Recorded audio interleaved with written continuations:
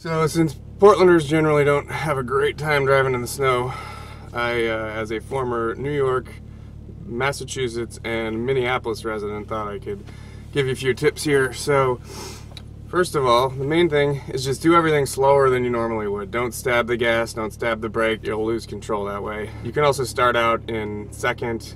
This car's an automatic, but it actually has a winter mode, which what that does is make the transmission start off in second gear, and that actually helps a lot.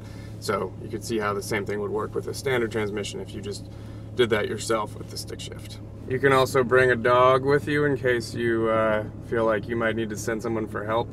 I'm not sure my dog will be good at that, but hopefully we can avoid that possibility. Alright, here we go. It's much slower to get going with the car in second, but it does keep the wheels from spinning.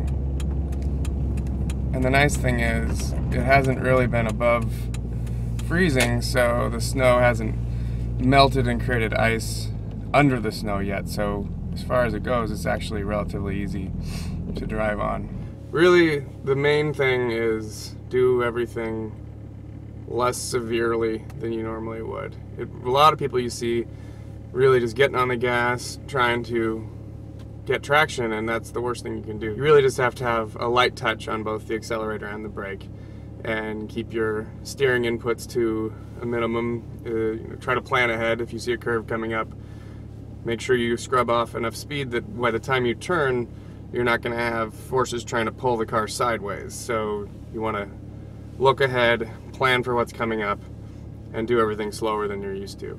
It's probably best to stick to the main roads in a situation like this. Usually I like to go on the back roads. A day like this, you want to drive on what's been already driven on the most.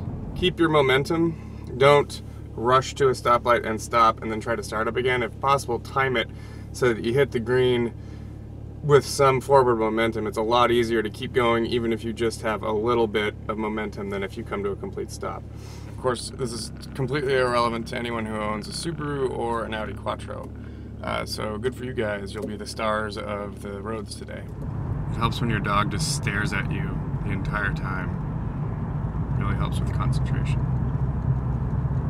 This guy thinks he can take up the entire road, apparently. Lack of spatial awareness seems to be a real problem for Portlanders when it comes to piloting anything with wheels. Coming up a little hill, no problem at all. We don't need any Good Samaritans right now, maybe later. This doesn't have chains or studs or any special tires, just regular all seasons that are in pretty good shape. Alright, so made it to sort of the halfway point. I'm going to park here and walk the rest of the way in. But everything was fine. Just got to take it slow, nice and easy. Good luck, everybody.